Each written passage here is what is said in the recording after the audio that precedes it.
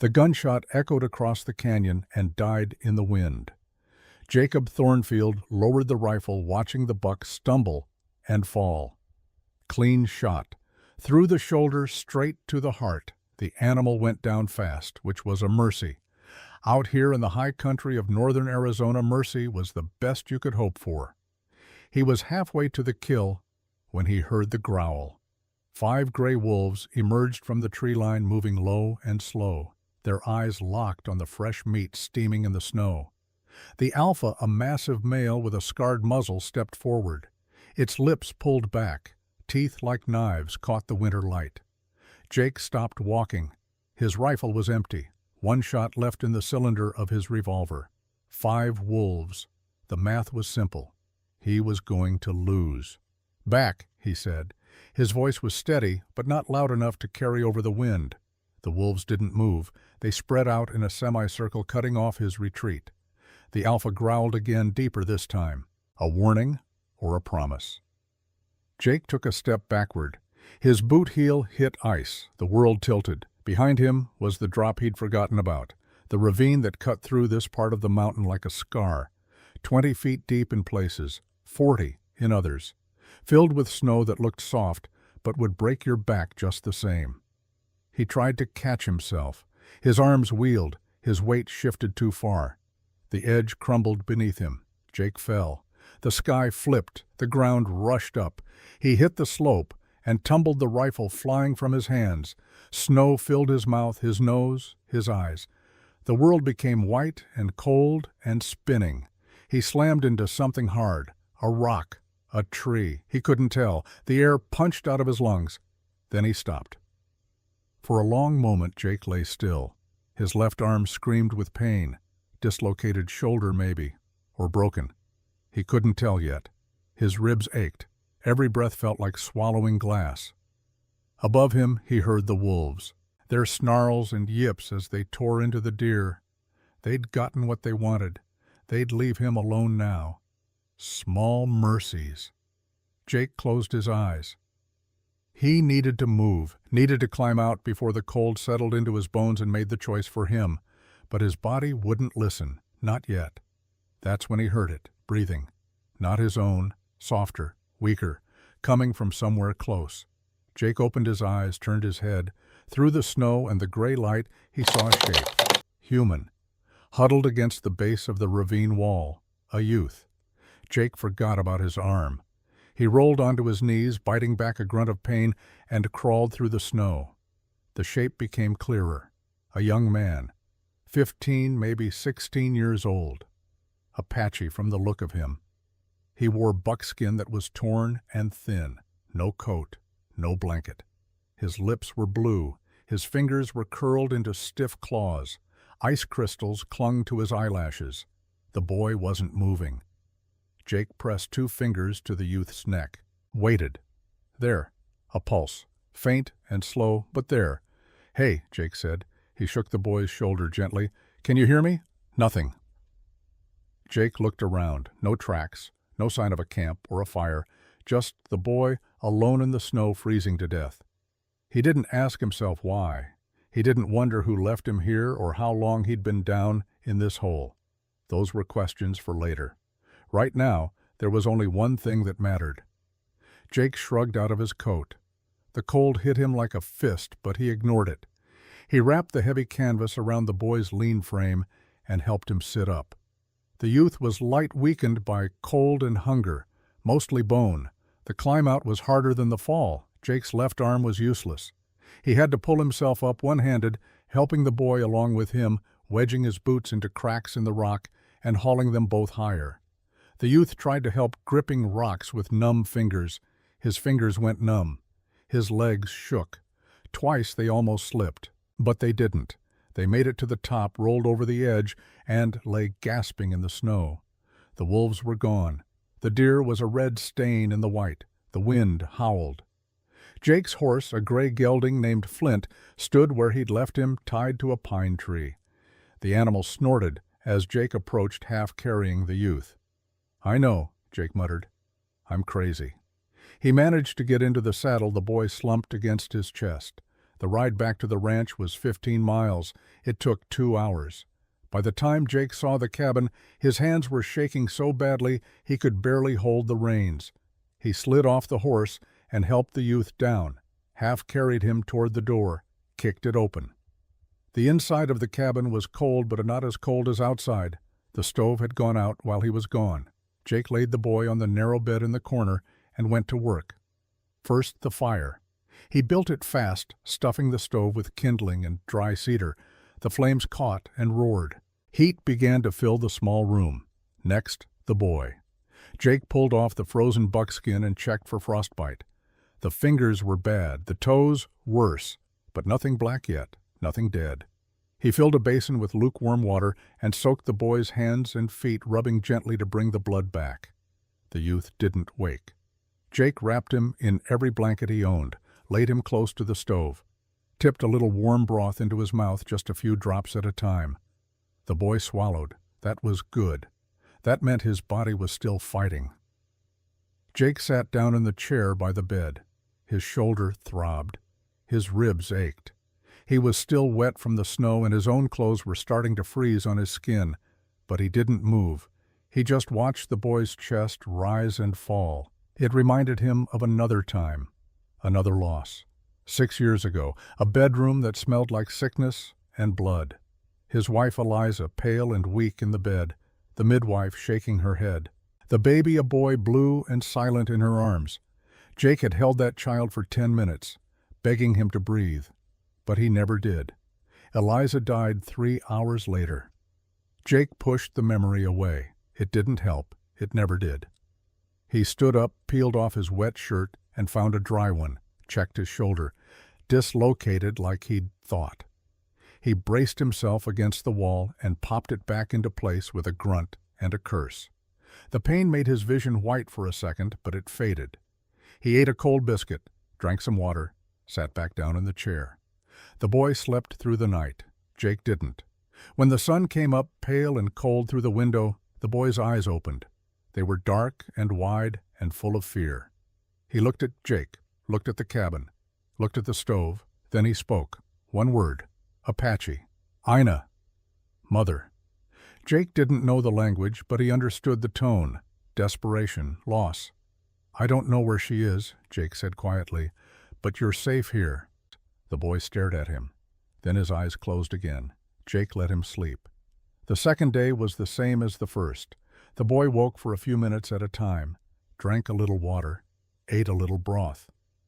But he didn't speak again, didn't ask questions, just watched Jake with those dark, wary eyes.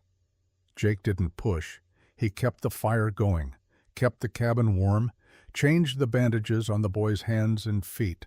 The frostbite was healing, slowly but healing. On the third morning, Jake heard hoofbeats. He stood up from the table, walked to the window, and looked out. 3 riders, coming up the trail from the south, moving slow. Jake's hand went to the rifle by the door. He checked the load. Full. He set it within reach and waited. The riders stopped 50 feet from the cabin. They didn't dismount. They just sat there on their horses, still and silent. All 3 were women, Apache women. One was young, maybe in her late 20s. She sat straight in the saddle, her long dark hair braided and hanging over one shoulder. She wore a deerskin dress and a wool blanket around her shoulders. Her face was hard and tired and beautiful. The second woman was older. Her hair was loose and tangled. Her eyes were empty. She swayed slightly in the saddle like she was barely holding on. The third woman was somewhere in between, alert, watching. Her hand rested on a knife at her belt.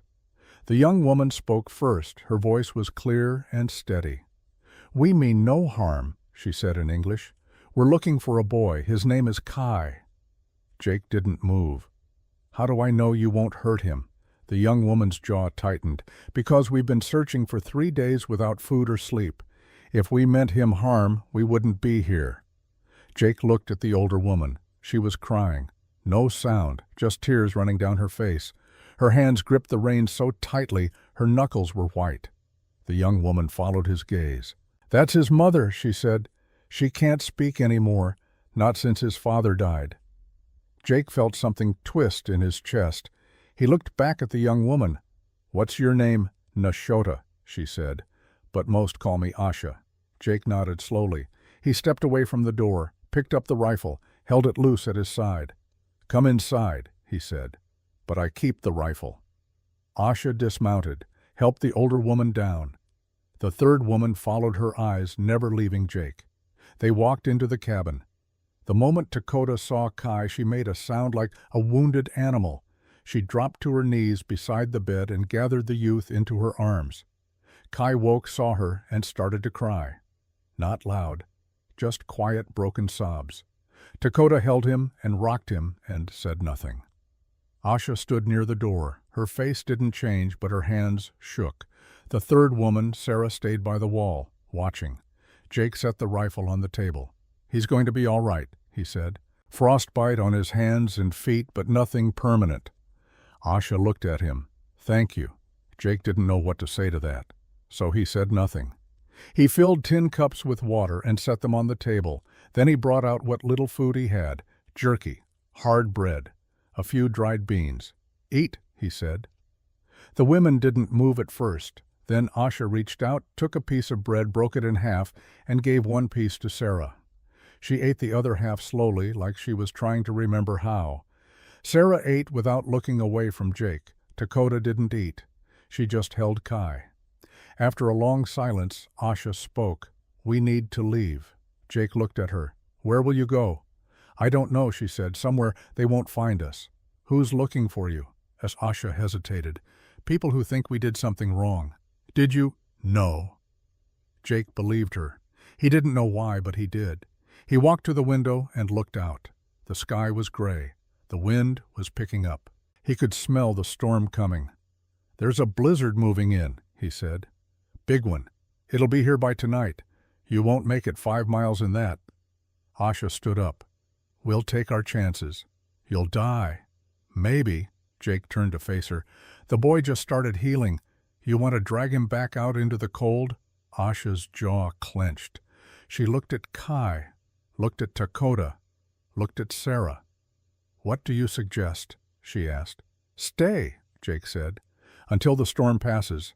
Then we'll talk." Sarah stepped forward. "We don't trust white men." Jake met her eyes. "I don't trust anyone, but I'm not letting a child and 3 women die in a blizzard." Asha studied him for a long moment. Then she nodded. "All right, we stay, but only until the storm passes." "Fair enough." That night, Jake set up sleeping arrangements. Dakota and Kai took the bed. Asha and Sarah took the space near the stove wrapped in blankets. Jake took the chair. He didn't sleep. He sat in the dark listening to the wind hammer the walls and the fire crackle in the stove. He could hear Dakota's breathing, slow and uneven. Could hear Kai's deeper breaths, the breathing of a youth, not a child. Could hear Asha shifting on the floor, unable to find comfort. Around midnight, Asha sat up. She looked at Jake. Their eyes met. "Can't sleep?" she asked quietly. "Haven't slept well in 6 years." "What happened 6 years ago?" Jake looked at the fire. "My wife died, and our son. Childbirth." Asha was silent for a moment. "I'm sorry." "Me too." She stood up and walked closer. In the firelight, Jake could see her more clearly, the sharp lines of her face, the exhaustion in her eyes, the way her hand rested on her stomach. She was pregnant. Jake's gaze flicked down, then back up. Asha noticed.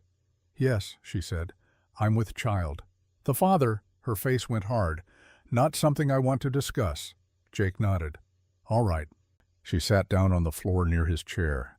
Not close, but not far either. "You didn't have to help us," she said. "I know." "So why did you—" Jake was quiet for a long time. "Because walking away would have felt like pulling a trigger," he said finally.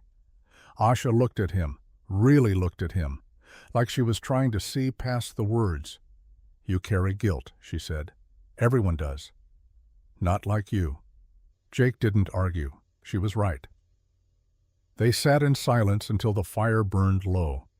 Then Asha went back to her blankets. Jake stayed in the chair. The storm hit just before dawn. The blizzard lasted 7 days. Snow piled against the cabin walls until the windows were half buried. The wind screamed like something alive. The temperature dropped so low that water left in a cup overnight would freeze solid. Inside, the five of them learned to live together. Jake kept the stove burning. It took all the firewood he'd stockpiled for the month, but he didn't care. Freezing wasn't an option. Asha cooked. She knew how to use a cast-iron skillet and a Dutch oven better than Jake expected. She made thin stews from beans and salt pork, made hard bread softer by soaking it in broth. She didn't waste anything. Sarah watched, always watching. Her hand never strayed far from the knife on her belt. She didn't speak unless spoken to, and even then her answers were short. But she worked. She hauled water from the pump, mended torn clothes, kept the floors swept. Dakota stayed close to Kai.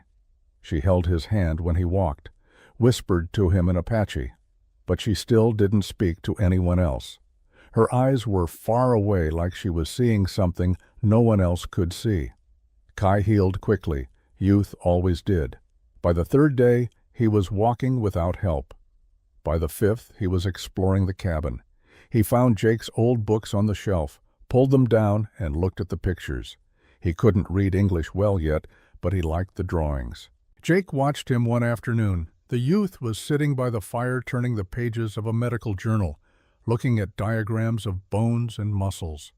"You like that one?" Jake asked. Kai looked up. He didn't answer, but he nodded. Jake walked over and sat down beside him. He pointed to a picture of a hand. "Hand," he said. Kai repeated the word carefully. His English was better than a 6-year-old's would be. "Hand." Jake pointed to another picture. "Arm. Arm." They went through 10 words like that. Kai learned fast.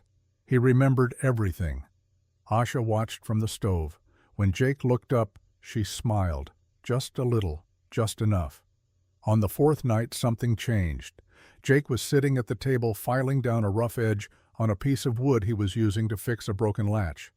Asha was across from him, sewing a tear in Sarah's sleeve. The fire crackled. The wind howled. "You have books," Asha said. "Not many ranchers do." Jake didn't look up. "My wife was a teacher. Before we came out here. She taught you to read." "No, I learned in the army, but she taught me to love it." Asha's needle paused. "You were a soldier." "Scout," Jake corrected. "Different job." "But you fought." "Yes. Against my people." Jake set down the file, met her eyes. "Yes." Asha didn't look angry, just tired. "What did you see?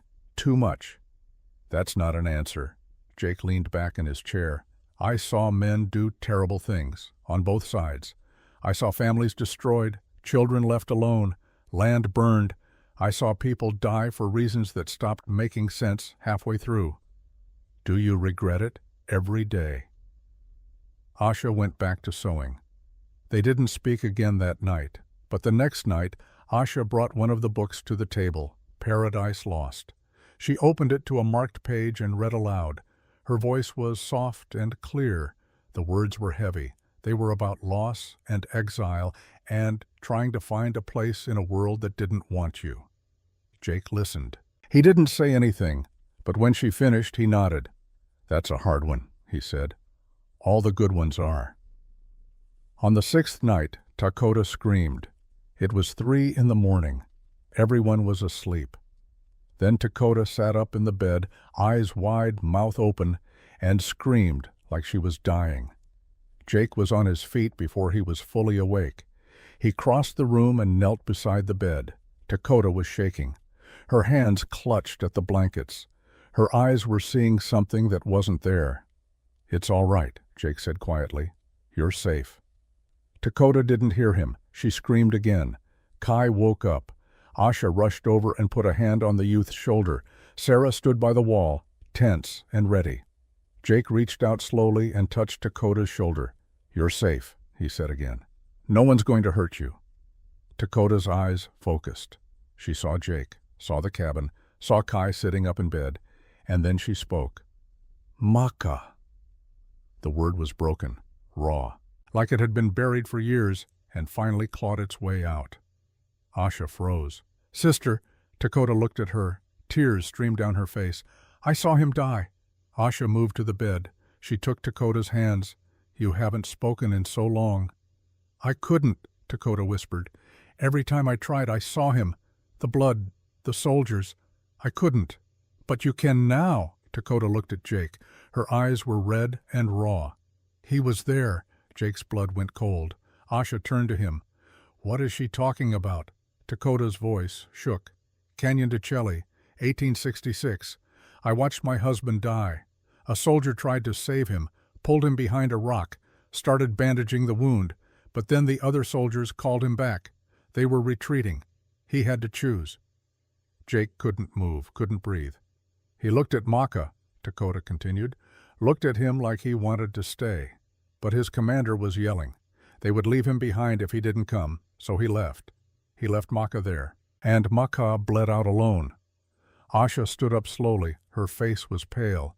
"Jake?" Jake didn't answer. "Were you at Canyon de Chelly?" Asha asked. He nodded. "Did you try to save an Apache warrior?" Another nod. "And did you leave him to die?" Jake's voice was barely a whisper. "I had to choose. If I stayed, I'd be court-martialed, or killed by the Confederates we were chasing. I thought someone else would help him. I thought he'd live. I was wrong." The cabin was silent. Dakota stared at him. Asha stared at him. Sarah's hand was on her knife. "You let him die," Asha said. "I tried to save him. But you left." "Yes." Asha's hands clenched into fists. "You chose your life over his." "I chose wrong," Jake said. "I've lived with that for 16 years. You think I don't see his face every night? Then why didn't you tell us? Would you have stayed if you knew?" Asha opened her mouth, closed it. No answer. Dakota stood up. She was shaking. She walked toward Jake. For a moment he thought she was going to hit him, or spit on him, or scream. Instead she placed her hand on his chest, right over his heart. "You tried to save him," she said quietly. "I saw you. You were crying while you bandaged him. You didn't want to leave." Jake's throat tightened. "My husband was not a brave man," Dakota continued. "He ran from fights. He hid when the soldiers came. He would have done the same thing you did. He would have chosen life. I can't hate you for making the choice he would have made." She stepped back. "But I can't forgive you either," she said. "Not yet." Then she turned and walked back to the bed, lay down beside Kai, closed her eyes. Asha was still staring at Jake. Her face was unreadable. "I need air," she said. She walked to the door, pulled on Jake's coat, and stepped outside into the storm. Jake followed. The cold hit him like a wall. The wind tore at his clothes. Snow blinded him. But he could see Asha standing 20 feet away, arms wrapped around herself. "You don't get to run from this," she said without turning around. "I'm not running. I'm giving you space." She spun to face him. "I don't want space. I want answers. Why did you save Kai? You owe us nothing." "Because I couldn't save my son," Jake said. "Or your brother-in-law. But I could save that boy."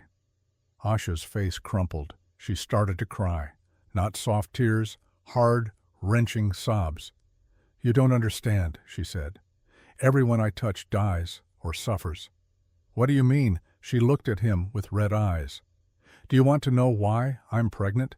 Do you want to know who the father is?" Jake waited. "Sergeant Lucas Brennan, Fort Apache, 6 months ago, spring of 1882. I was working as a translator. He cornered me in the supply room, held a knife to my throat, and he took what he wanted." Jake felt something break inside him. "I'm carrying his child," Asha continued. "A child I didn't ask for. A child I don't want. A child my people want to kill because it's half white. I ran because if I stayed, they'd murder it. And me." Her voice dropped to a whisper. "I hate this baby," she said. "Every time it moves, I feel sick. Every time I think about it, I want to scream. But I can't get rid of it. And I can't love it. So what am I supposed to do?" Jake stepped forward, slowly, carefully, like approaching a wounded animal. "It's not your fault," he said. "None of this is. How can you say that? You don't even know me." "I know enough." He reached out and pulled her into his arms. She fought for a second. Then she collapsed against him and sobbed into his chest. They stood like that in the storm, two broken people holding each other up.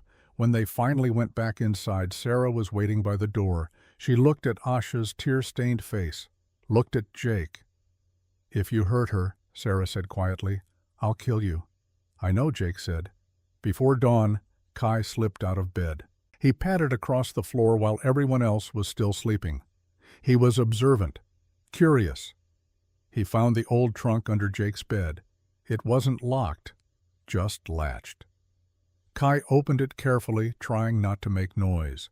Inside were folded clothes, a few letters, a worn Bible, and a leather journal. Kai pulled out the journal, opened it. The words were in English.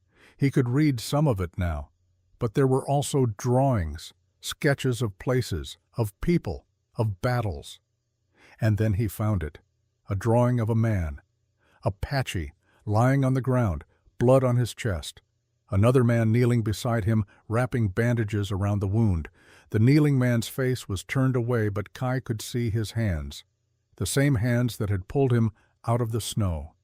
Kai looked closer at the wounded man, at the necklace around his neck, a bone carving of a hawk. Kai knew that necklace. He'd seen it in the box his mother kept hidden under her blankets. The box she cried over when she thought no one was watching. This was his father.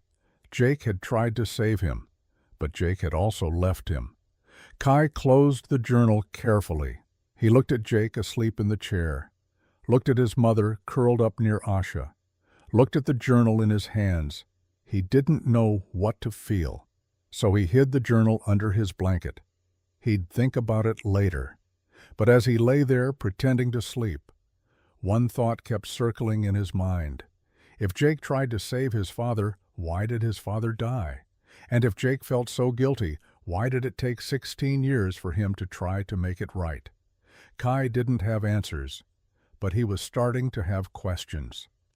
Outside, the storm began to ease. The wind died down. The snow stopped falling. By noon, the sun broke through the clouds for the first time in a week. The world was white and silent and new. Asha stood by the window looking out. "The storm's over," she said. Jake nodded. "It is. So we should go." "You could." "But—" Jake met her eyes. "But I think you should stay." "Why?" "Because leaving now won't solve anything. Garrett's still out there, Brennan's still out there, and winter's just getting started. You need a place to heal, to rest, to figure out what comes next." Asha looked at Dakota, at Kai, at Sarah. "What do you think?" she asked them. Sarah shrugged. "I think he's right, but I don't have to like it." Dakota spoke softly. "I think my son is safe here, for now." Kai said nothing. He just watched Jake with those dark, thoughtful eyes. Asha turned back to Jake. "If we stay, we pull our weight. We're not charity. Fair enough? And if trouble comes, you let us fight. I wouldn't dream of stopping you." Asha held out her hand. Jake shook it. "Then we stay," she said. "Until spring." Jake nodded. Until spring. But both of them knew it was a lie. Spring was a long way off, and a lot could happen before then. 3 more days passed. The snow kept falling. Not the violent blizzard that had trapped them before, but steady and relentless. The kind of snow that buried everything slowly. That made the world smaller. That forced people to live in close quarters, whether they wanted to or not. Inside the cabin they found a rhythm. Jake woke first always, before dawn. He'd build up the fire, put coffee on to boil, and step outside to check on Flint and break the ice in the water trough. The cold didn't bother him anymore. He'd learned to live with it the same way he'd learned to live with guilt, as a constant companion. By the time he came back inside, Asha would be up. She'd take over the cooking without a word. She was efficient, careful. She made meals stretch further than Jake thought possible. A handful of beans became soup for 5. Stale bread became something almost worth eating. Sarah helped with the heavy work, hauling wood, pumping water. She still didn't talk much, but she'd stopped watching Jake, like he was about to attack. That was progress. Dakota spent most of her time with Kai, teaching him things in Apache, braiding grass into small figures, humming songs that had no words. But she also watched Jake, not with suspicion, with something else. Curiosity maybe, or recognition. And Kai. Kai was everywhere, asking questions in increasingly fluent English, picking up tools and trying to figure out how they worked, following Jake around like a shadow. One afternoon, Jake was repairing a broken chair leg. Kai sat on the floor beside him, watching. "Why you fix?" Kai asked. Jake looked at him. The youth's English was getting better every day. "Because it's broken," Jake said. "Why not new chair?" "Can't afford a new chair, and this one's still good, just needs some work." Kai thought about that. "Like people." Jake stopped working, met the boy's eyes. "Yeah, like people." Kai nodded. He picked up a small piece of wood and turned it over in his hands. "You fix people. I try. You fix me. You weren't broken. You were just cold." "My mother broken." Jake set down his tools. "Your mother's been through a lot, but she's strong. She's not broken. Just hurt." "Can you fix hurt?" Jake didn't have an answer for that. That evening, after supper, Asha pulled one of Jake's books from the shelf. The same one she'd read from before. She sat at the table and opened it. "Do you mind?" she asked. "No." She read aloud. Her voice filled the cabin. The words were about exile, about trying to find purpose after everything you knew was gone, about whether redemption was even possible. Jake listened. So did Dakota. Even Sarah stopped mending and paid attention. When Asha finished the passage, she closed the book. "Your wife had good taste," she said. "She did." "Did she like living out here?" Jake shook his head. "She hated it, the isolation, the cold, the constant work.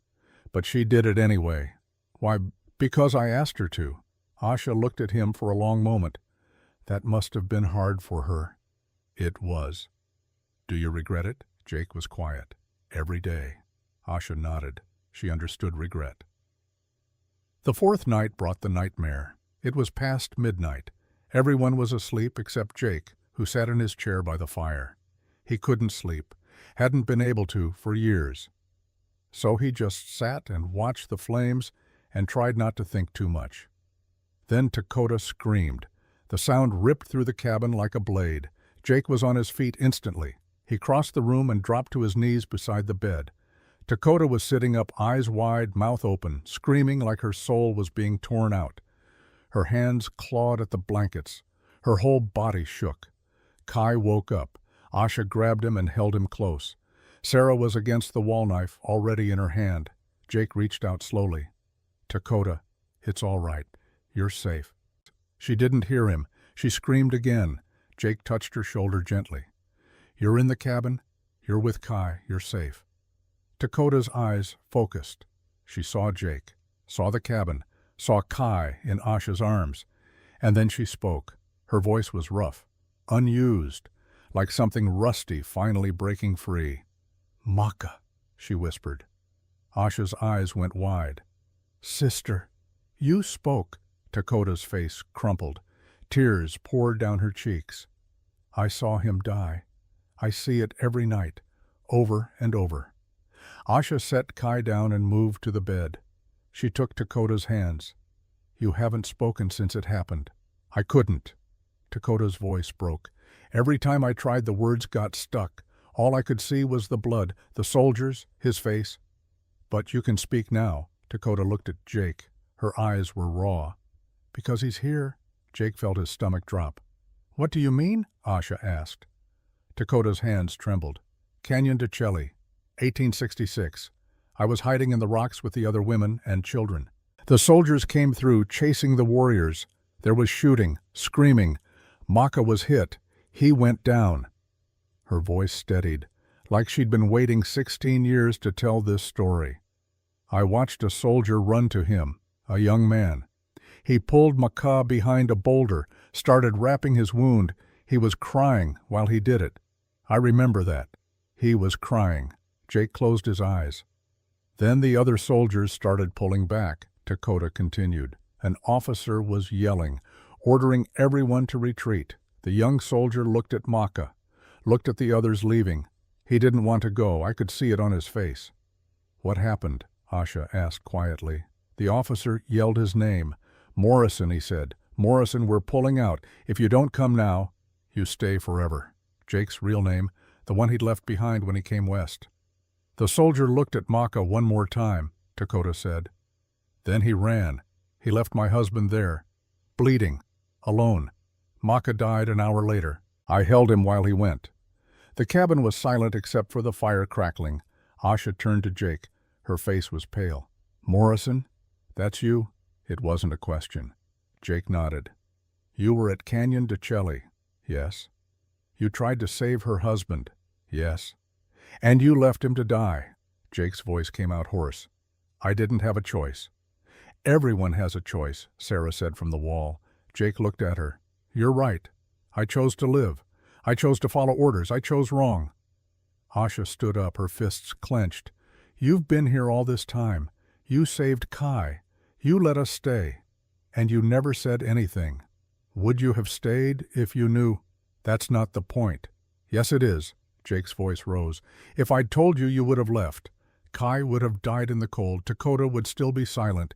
You'd all be dead or hunted. So yes, I kept quiet. Because keeping you alive mattered more than clearing my conscience." Asha's eyes blazed. "You don't get to decide that." "Someone had to." "Why didn't you stay with him?" The question came from Dakota. Her voice was soft but steady. Jake turned to her.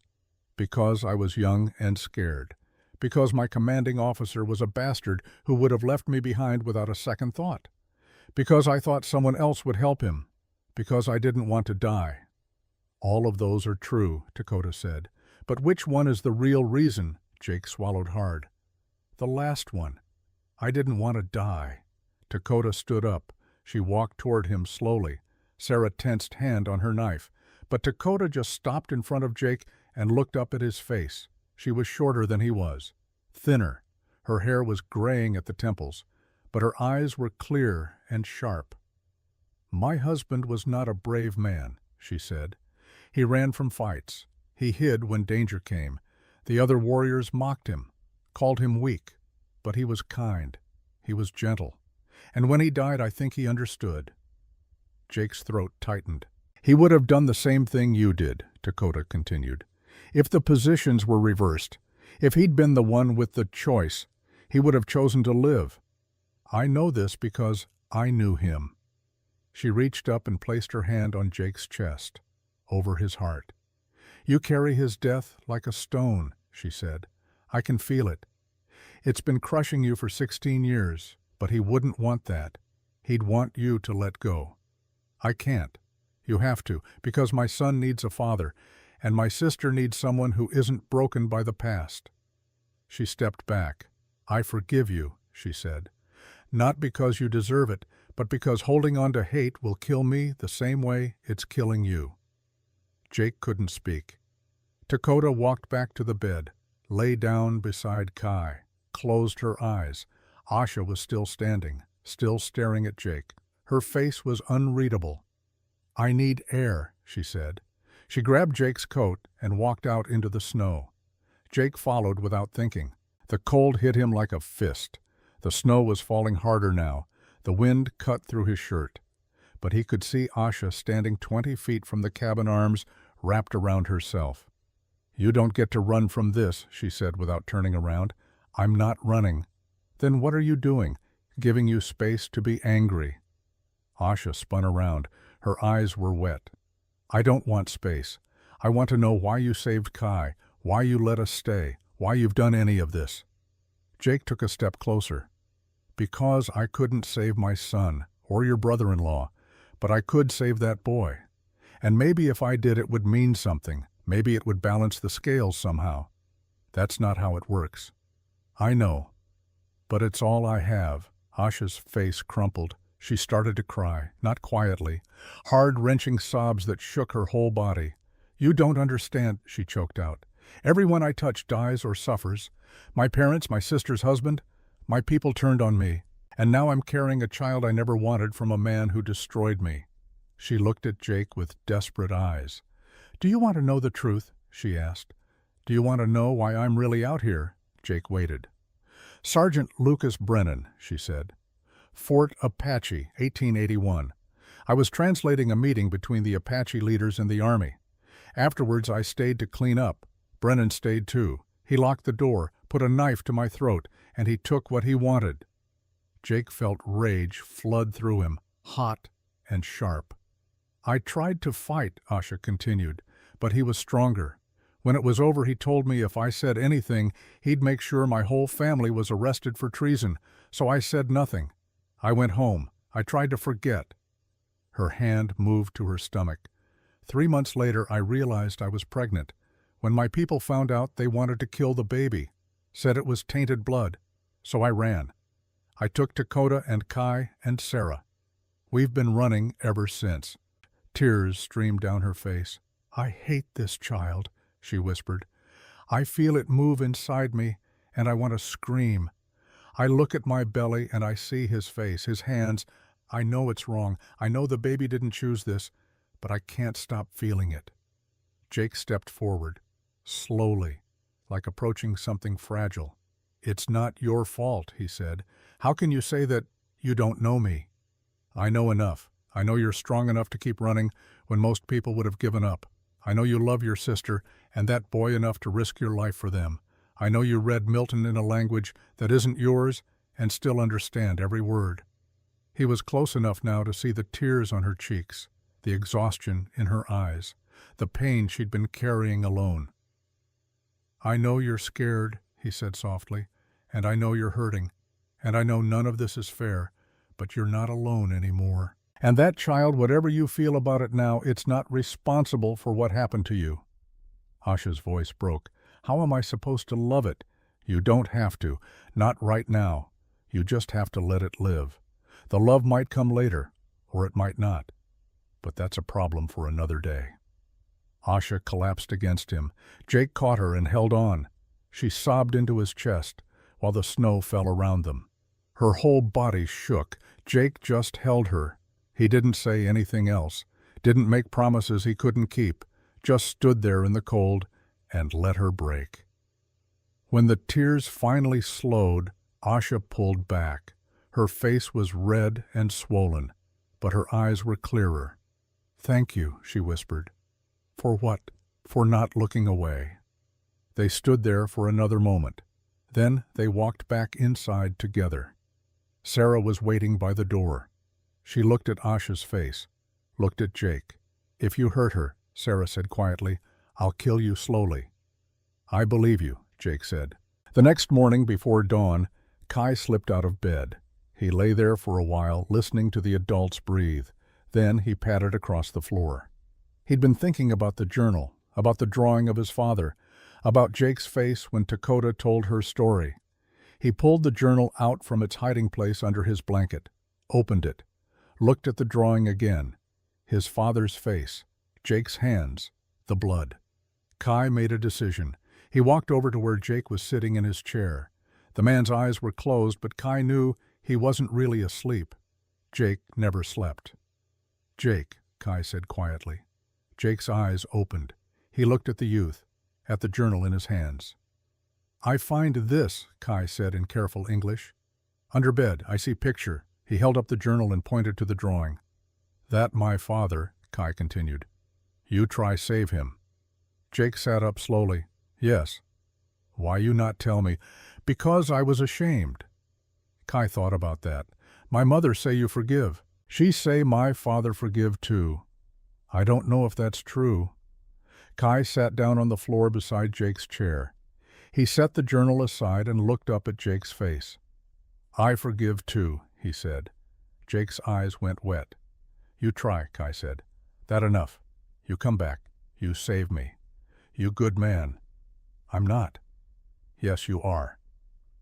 Kai reached out and took Jake's hand, held it, and for the first time in 16 years, Jake let himself cry. When Asha woke up an hour later, she found them like that. Jake in the chair, Kai sitting beside him holding his hand, both of them peaceful. She didn't wake them. She just stood there and watched. and something inside her, something that had been frozen for a long time, started to thaw. The storm finally broke on the 7th day. Jake stepped outside to find the world transformed. The snow had stopped. The sun was out. The sky was so blue it hurt to look at. He checked on Flint, broke the ice in the trough, and was splitting wood when he heard the sound of a wagon coming up the trail. His hand went to the rifle, leaning against the cabin wall. He waited. The wagon came around the bend, a single horse pulling it, a woman on the seat. Jake relaxed. He knew that wagon. Elena Cortez pulled up and climbed down. She was a sturdy woman in her early 40s, with dark hair going gray at the temples and sharp eyes that missed nothing. She ran the general store in Prescott, 20 miles south. Once a month she made deliveries to the ranches too far out for regular supply runs. She'd been making deliveries to Jake for 6 years. "Morning, Elena," Jake said. "Morning."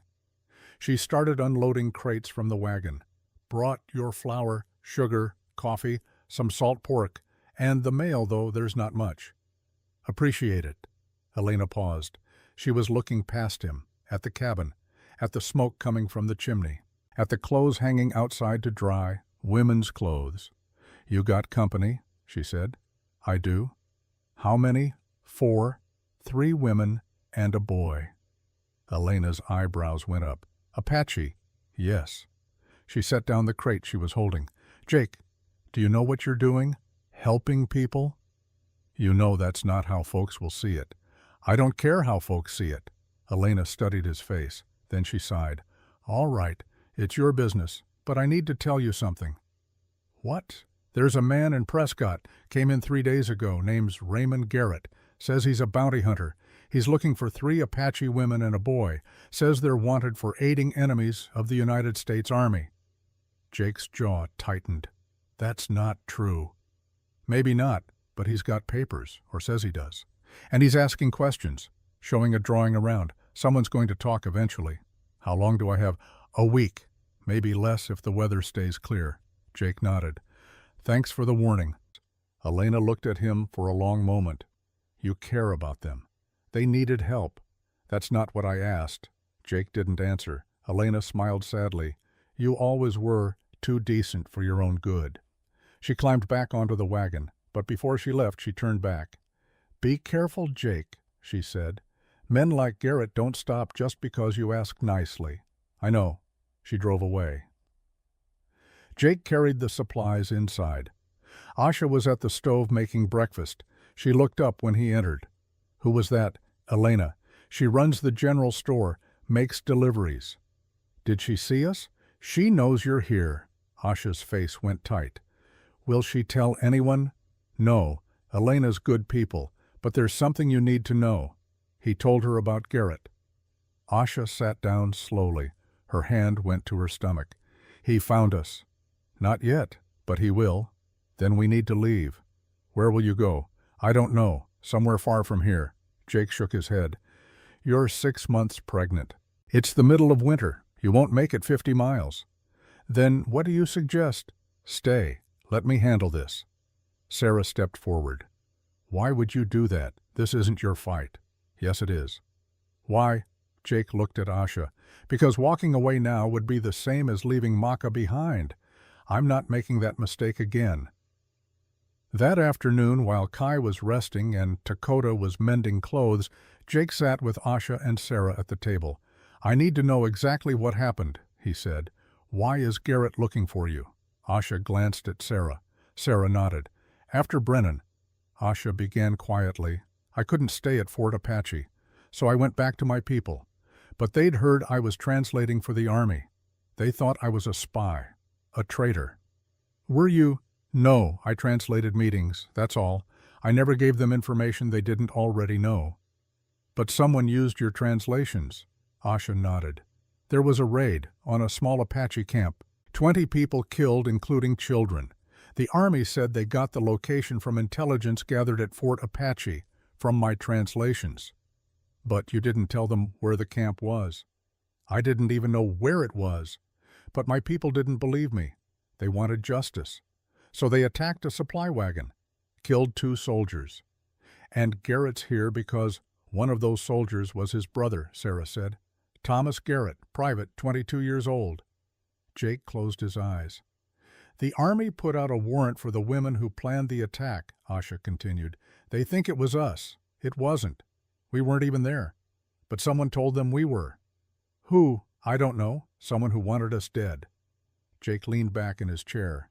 So Garrett's not just looking for bounty money, he's looking for revenge. Yes. That makes it worse. I know. They sat in silence for a while. Then Jake stood up. I need to go into town, he said. Talk to the sheriff. See if I can buy you some time. That's dangerous, Sarah said. Everything's dangerous now. He saddled Flint and rode out before anyone could argue. The ride to Prescott took 3 hours. The town was small, 1 main street. A dozen buildings. The sheriff's office was at the far end next to the jail. Jake tied Flint outside and walked in.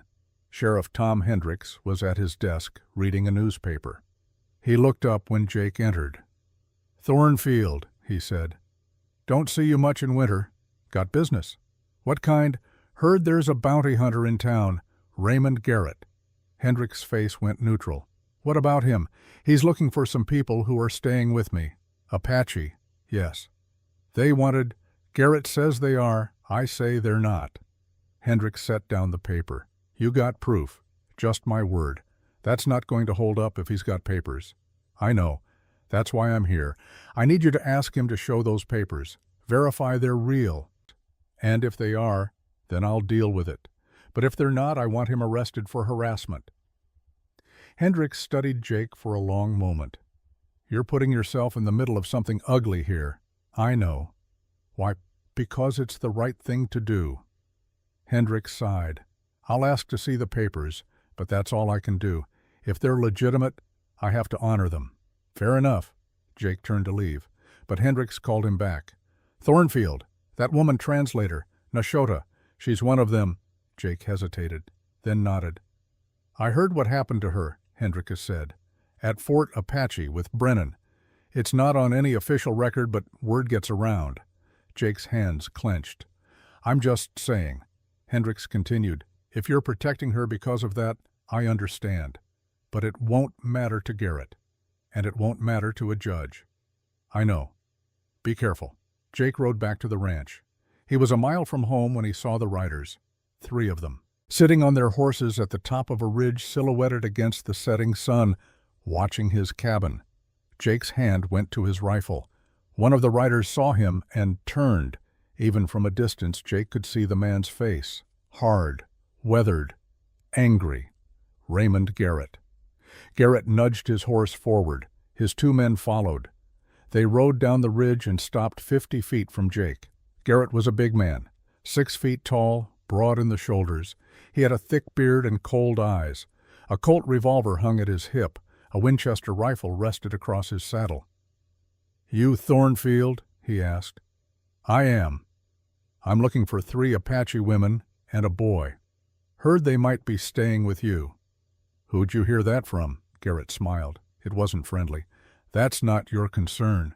If you're on my land, it is. I've got a warrant for their arrest. I'm within my rights. Show me the warrant. Garrett's smile faded. I don't answer to you. You want to take someone off my property, you show me the papers. That's the law. One of Garrett's men, a skinny kid with a patchy beard, spoke up. We don't need to show you nothing. Jake ignored him, kept his eyes on Garrett. You knew my brother, Garrett said. Thomas Garrett, Canyon de Chelly, 1866. Jake's blood went cold. You were there, Garrett continued. Scout Morrison, or Thornfield as you call yourself now. I looked you up after I heard your name, found your service record, saw you were dishonorably discharged a month after Canyon de Chelly.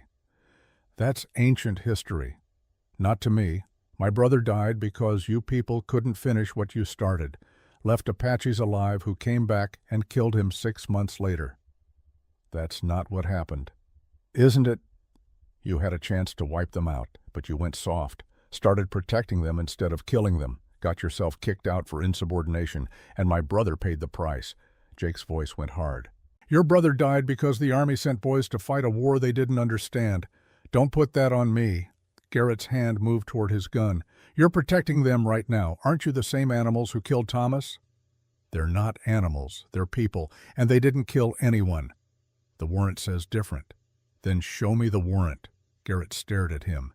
Then he reached into his coat and pulled out a folded paper, tossed it to Jake. Jake caught it, unfolded it, read it. It was a warrant, but it was vague. Described 3 Apache women, ages unknown, wanted for conspiracy to commit murder against United States soldiers. No names, no specific descriptions. It could have been anyone. This doesn't prove anything, Jake said. It proves I have legal authority to search for them. Not on private land without a sheriff present. Garrett's jaw clenched. You're making a mistake. Maybe, but it's my mistake to make. I'll be back with the sheriff. And when I am, you won't be able to stop me. We'll see. Garrett turned his horse. His men followed. But before they rode away, Garrett looked back. We fought together once, he said, at Canyon de Chelly. I remember you, Morrison. You were a good soldier. Until you weren't. I don't know what happened to you, but the man you used to be would understand what I'm doing. The man I used to be is dead, Jake said. And good riddance. Garrett rode away. Jake sat on Flint and watched them go. His heart was pounding. His hands were shaking. He'd just made an enemy, a dangerous one. But he'd meant every word. When he got back to the cabin, Asha was waiting outside. I saw them, she said. Who were they? Garrett and his men. What did he want? You. Asha's face went pale. What did you tell him? To come back with the sheriff if he wants to search my property. Jake, he'll kill you. Maybe. But he won't touch you. Not while I'm breathing. Asha stared at him. Why are you doing this? I already told you. Tell me again. Jake dismounted, stood in front of her, close enough that he could see the gold flecks in her brown eyes. Because for 16 years I've been running from my mistakes, he said. Hiding out here, punishing myself, thinking if I stayed alone long enough it would somehow make up for the people I failed. He took a breath. But it doesn't work that way. The only way to make up for the past is to do better in the present. And right now, in this moment, the right thing to do is protect you. So that's what I'm going to do. Asha's eyes were wet. You could die. We all die eventually. That's not funny. I'm not joking. She reached out and took his hand. Her fingers were warm despite the cold. If you do this, she said, if you fight for us, it changes things. Between us. You understand that? I know. I can't promise you anything. I don't know what I can give. I'm still broken, still angry, still carrying this child I don't want. I'm not asking for promises. Then what are you asking for?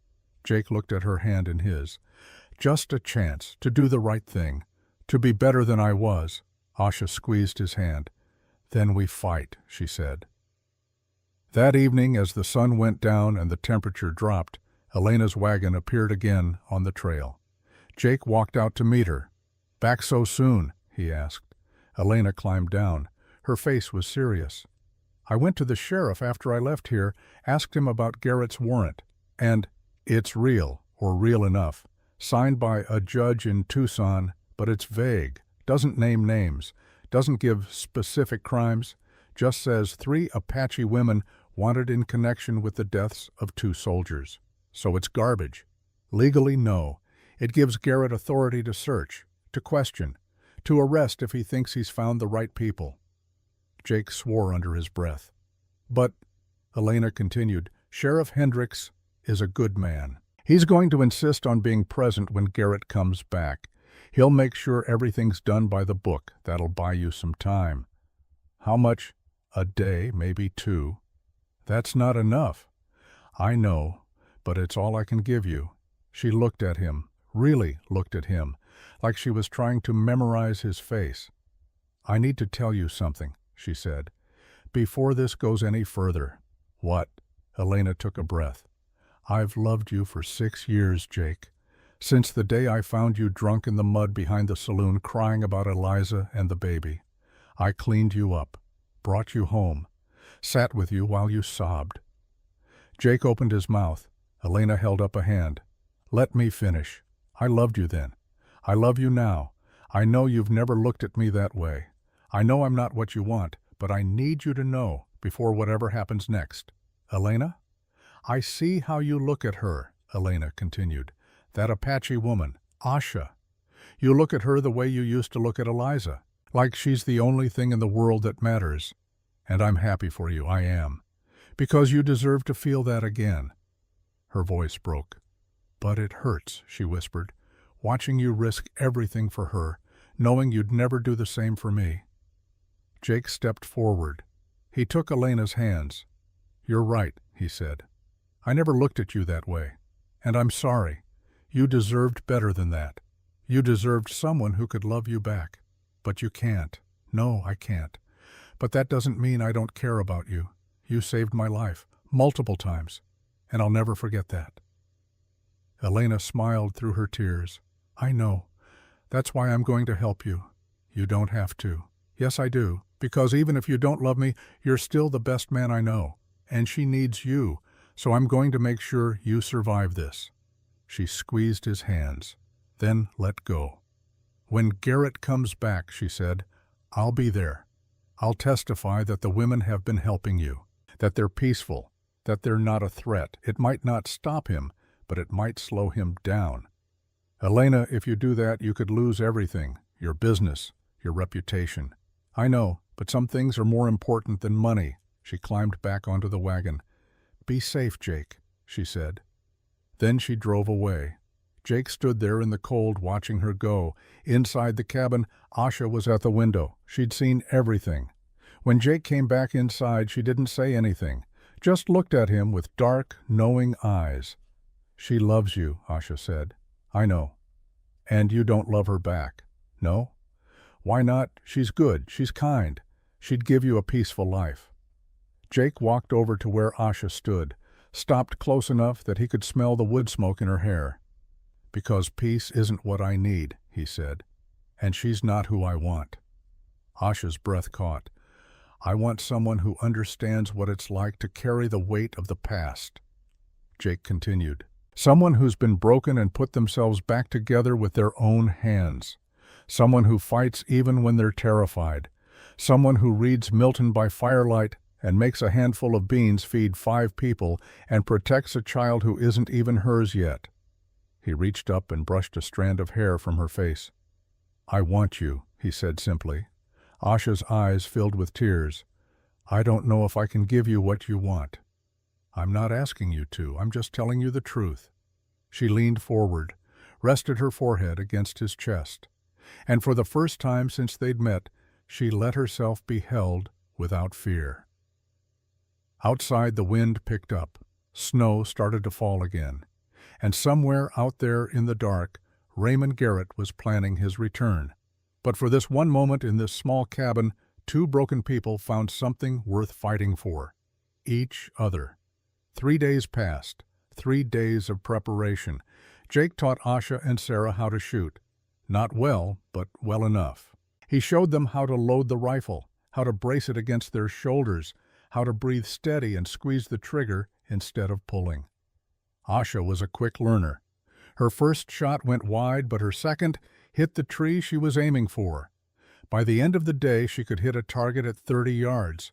Sarah was better. She had a hunter's eye, steady hands. She didn't flinch when the gun kicked. You've done this before, Jake said. My father taught me, Sarah replied, before the soldiers killed him. They fortified the cabin as best they could. Jake boarded up one window, left the others clear for shooting positions. He moved the heavy furniture against the walls to create cover. Stockpiled ammunition, filled every container they had with water. Dakota helped by keeping Kai occupied. She told him stories, taught him songs, kept him away from the guns and the fear in the adults' eyes. But Kai knew something was wrong. He watched everything, asked questions Jake couldn't answer. Bad men coming, Kai asked on the second day. Jake knelt down to his level. Maybe. You stop them. I'll try. I help. Jake put his hand on the youth's shoulder. You help by staying safe, by listening to your mother, by being brave. Can you do that? Kai nodded seriously. I be brave. On the third evening, as the sun was setting, Asha found Jake outside. He was splitting wood, even though they had plenty. He needed to do something with his hands. You should rest, she said. Can't. When did you last sleep? Jake drove the axe into the chopping block. I don't remember. Asha stepped closer. The light was fading. Her face was half in shadow. Are you afraid? She asked. Yes. Me too. Jake looked at her. Really looked at her. The curve of her cheek, the strength in her eyes, the way she held herself even though she was tired and scared and 6 months pregnant. If something happens to me, he said, don't. If something happens, there's money hidden under the floorboard in the northwest corner. $300. It's yours. Take it and go as far as you can. Jake, promise me. Asha's jaw tightened. I'm not leaving you behind. You might not have a choice. Then I'll make one. She reached up and touched his face. Her hand was warm against his cold skin. We fight together, she said, or we don't fight at all. Then she kissed him. It wasn't soft or gentle. It was desperate, fierce, like she was trying to hold on to something solid in a world that kept shifting beneath her feet. Jake kissed her back. His hands found her waist, pulled her closer.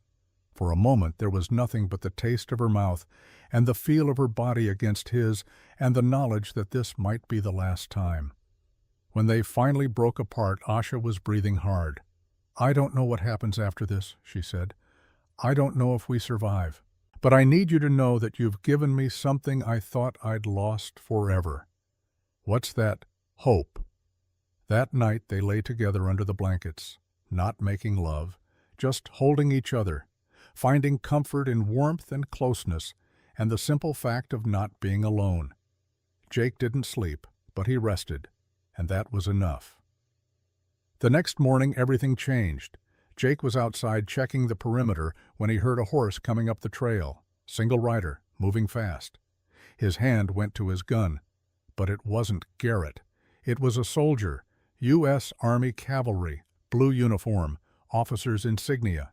The man rode into the yard and dismounted. He was tall, lean, about 35. He had a sharp face and cold eyes.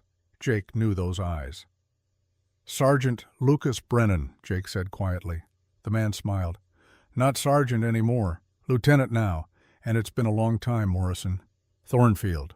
Right. New name, new life, but same old habits, I hear. Still protecting Indians who don't deserve it. Jake's hand stayed near his gun. What do you want? I'm looking for someone. An Apache woman named Nashota. Goes by Asha. I heard she might be staying with you. And if she is, Brennan's smile faded. Then I have business with her. She's carrying my child. I have rights. Jake felt rage flood through him, hot and sharp and dangerous. You don't have any rights, he said. Not after what you did. What I did? Brennan laughed. We had relations, consensual relations. The Army investigated and found no wrongdoing. Because you threatened her. Because you're an officer, and she was nobody. Careful, Morrison. You're talking about a superior officer. You're not my superior. I left the Army. And you're not an officer. You're a rapist. Brennan's hand moved toward his sidearm. That's slander. It's the truth. The cabin door opened. Asha stepped out. Her face was pale, but her voice was steady.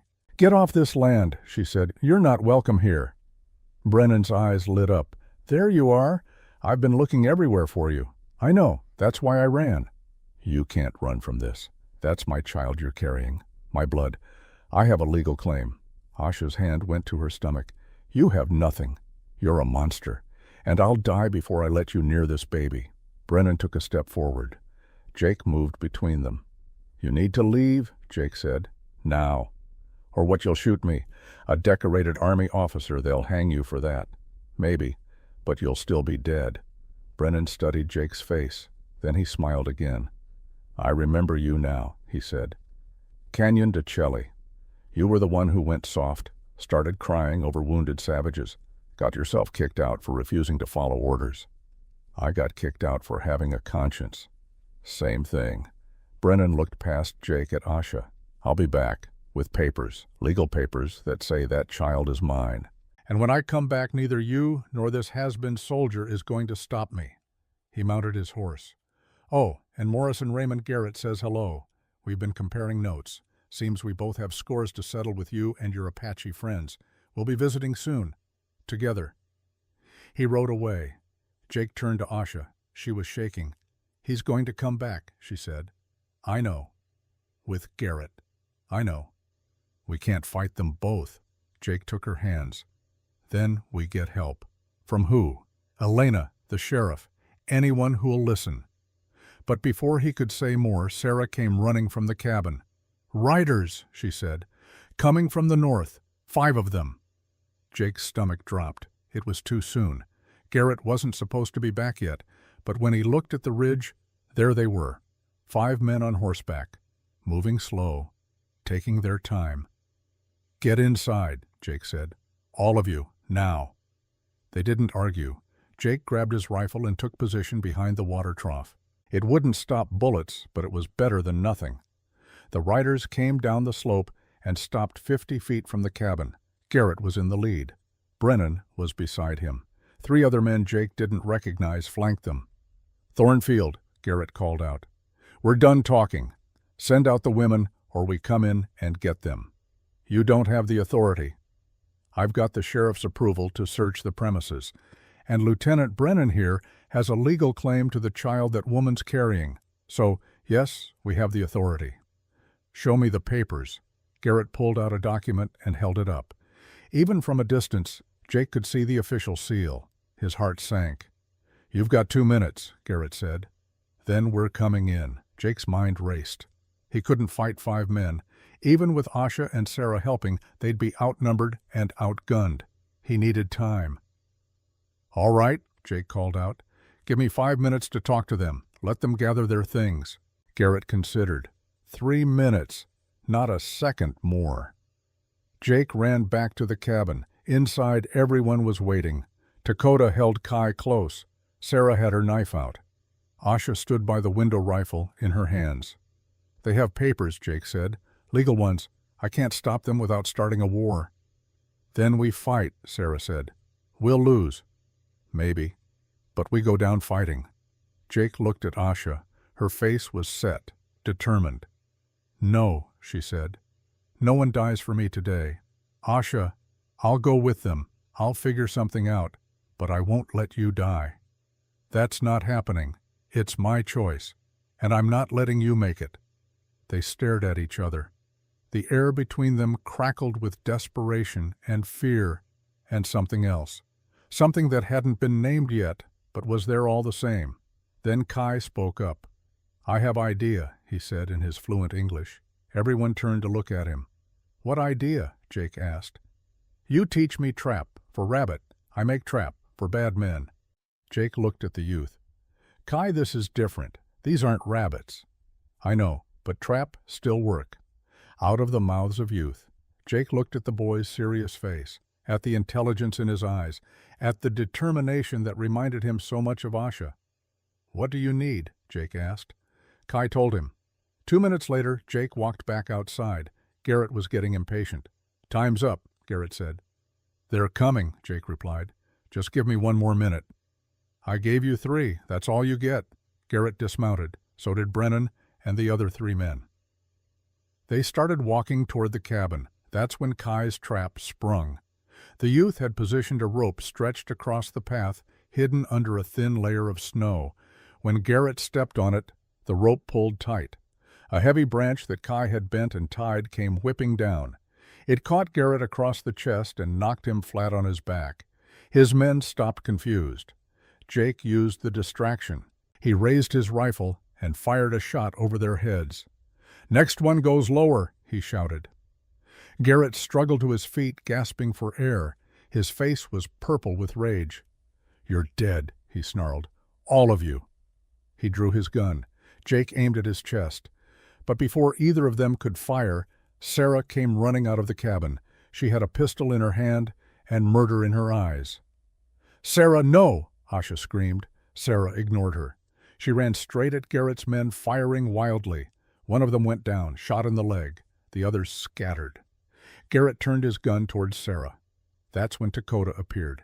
She came out of nowhere, moving faster than Jake had ever seen her move. She threw herself between Garrett and Sarah just as he pulled the trigger. The bullet hit her in the chest. Dakota stumbled, fell. Kai screamed. Asha screamed. Time seemed to stop. Jake fired. His bullet caught Garrett in the shoulder and spun him around. The man went down hard. Sarah fired again. Hit another one of Garrett's men. Brennan turned and ran, mounted his horse and rode away without looking back. The remaining men followed him. In seconds, they were gone. Jake ran to Dakota. She was lying in the snow, blood spreading across her chest.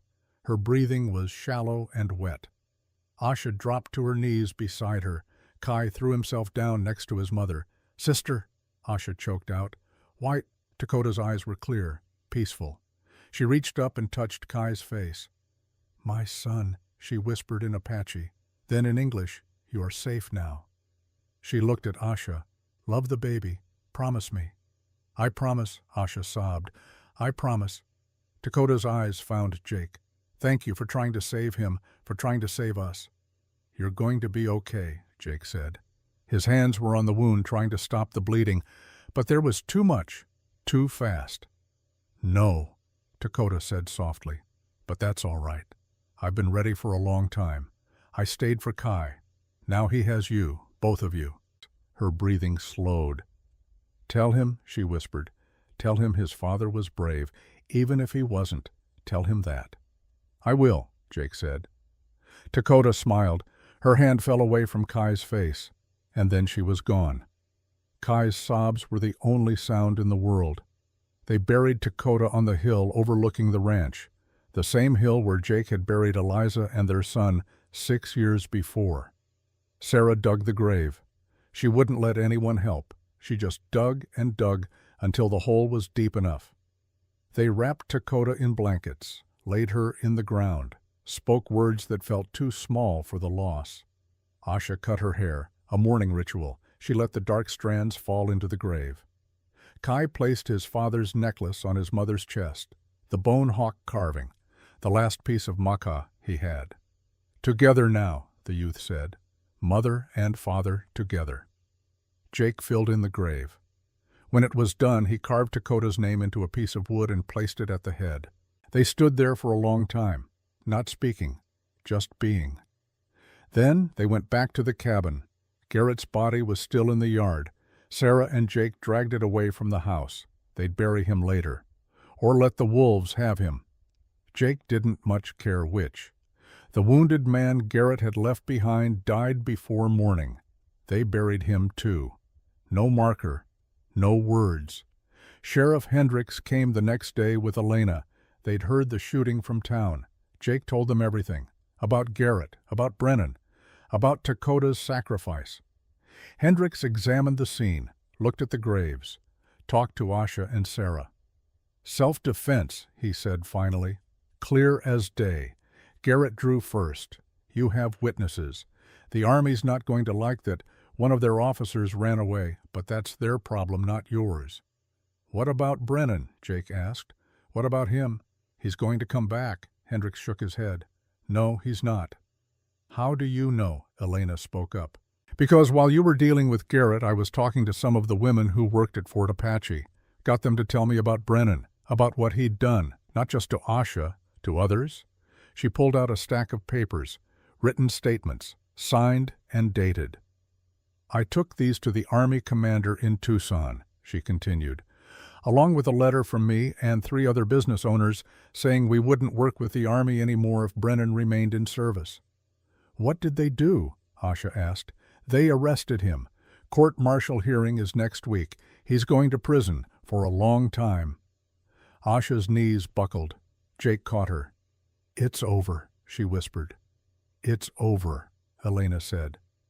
Asha started to cry. Not sad tears, relief tears. The kind that come when you've been holding your breath for so long you've forgotten how to breathe normally.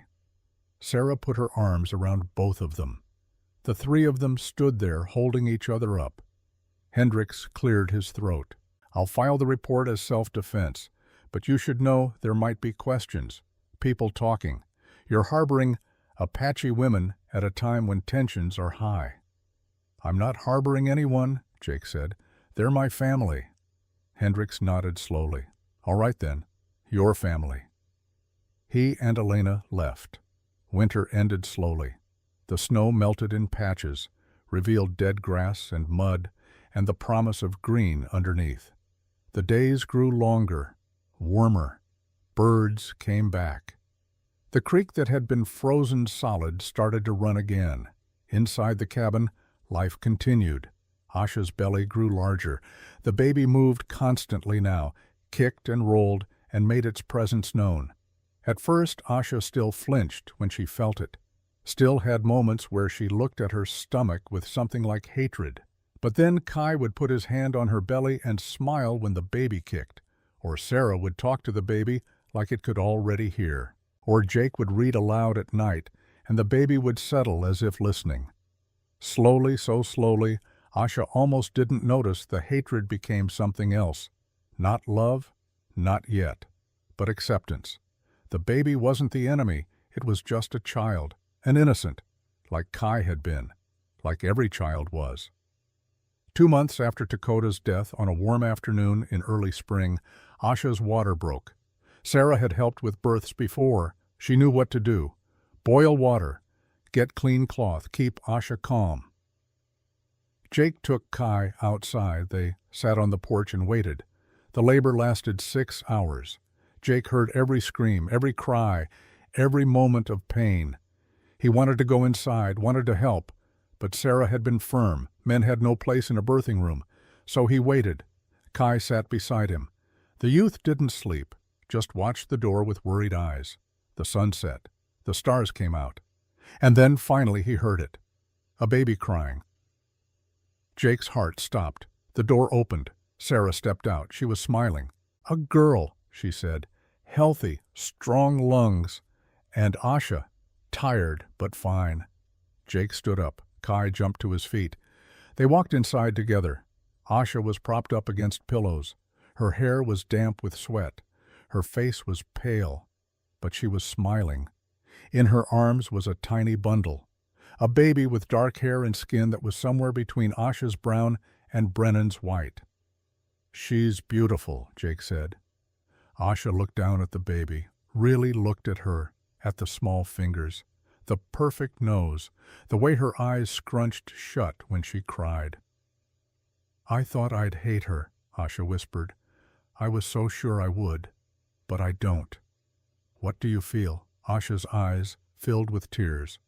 "I feel like maybe Dakota was right. Maybe I can love her. Maybe I can love something that came from pain and still see it as good." She looked up at Jake. "Will you hold her?"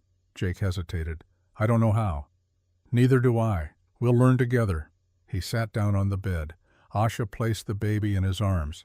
She was so small, so light. She fit perfectly in the crook of his elbow. The baby opened her eyes, dark eyes, looking up at him like she knew him. "What will you name her?" Jake asked. Asha didn't hesitate. "Dakota, after the woman who saved her, who saved all of us." Jake's throat tightened. She'd like that. They sat there for a long time, the four of them, a family born from loss and pain and the simple choice to stay. 2 weeks later, Elena came to visit. She brought supplies, food, clothes for the baby, a carved wooden cradle that her father had made years ago. She also brought news. "Brennan's trial is over," she said. 20 years hard labor. He'll die in prison." Asha closed her eyes. "Good. And I have something else." Elena pulled out an envelope. "A letter from the Army, an official apology for what happened to you, and a commendation for your service as a translator. It's not much, but it's something." Asha took the letter, read it, then set it aside. "Thank you," she said. "But I don't need their apology. I know what happened, and I know I survived it. That's enough." Elena smiled. "You're stronger than most people I know." "I had help." Asha looked at Jake, at Sarah, at Kai holding baby Dakota. "I had family." A month later, on a warm May morning, Jake hitched the wagon and drove Asha and the children into town. They went to the small church at the edge of Prescott, the one with the wooden cross and the kind pastor who didn't ask too many questions. Sheriff Hendricks was there. Elena was there. Sarah was there. A handful of townspeople who'd gotten to know Jake over the years. The pastor stood at the front. Jake and Asha stood before him. "Do you, Jacob Thornfield, take this woman to be your wife?" the pastor asked. "I do," Jake said. "I'll protect her and her children with my life." "Do you, Nashota Whitehawk, take this man to be your husband?" Asha looked at Jake, at the man who'd saved her son, who'd fought for her, who'd stood between her and everyone who wanted to hurt her. "I do," she said. "He's already proven himself." The pastor smiled. "Then by the power vested in me, I pronounce you husband and wife." Jake leaned down and kissed her, soft and careful and full of promise. Kai cheered. Baby Dakota gurgled. Sarah smiled. Elena cried happy tears. They were a family now, official and real and unbreakable. That evening they returned to the ranch, their home. Jake built a fire in the yard, not for warmth, for ceremony. He brought out his old Army journal, the one with the drawings, the one with Maka's face, the one he'd been carrying for 16 years. Asha brought out the piece of hair she'd cut when Dakota died, the mourning cloth she'd worn, the symbols of grief and pain. Together they stood by the fire. "We can't change what happened," Jake said. "Can't bring back the people we lost. Can't undo the pain. But we can choose what we carry forward," Asha continued, "and what we leave behind." They threw the journal into the flames, watched the pages curl and burn, watched the drawings of war and death and loss turn to ash. Asha threw in the mourning cloth, the hair, the symbols of everything that had broken them. The fire consumed it all. When the flames died down, they walked to the garden plot Sarah had been tending. Jake had brought something from town, a small apple tree, just a sapling, barely 3 feet tall. Together they dug a hole. Kai helped. Sarah helped. Even baby Dakota watched from Asha's arms. They planted the tree in good soil, watered it, packed the earth around its roots.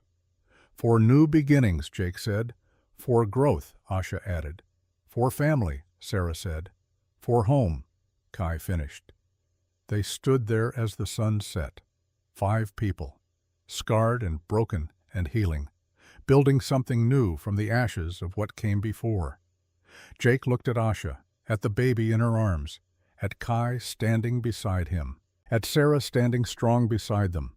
This was his family now, not the one he was born into, not the one he'd lost, but the one he'd chosen, and that made all the difference. Years later, when people asked how it happened, how a white rancher ended up with an Apache wife and children, Jake would always give the same answer. "I found a boy in the snow," he'd say, "and I decided to do the right thing. Everything else followed from that."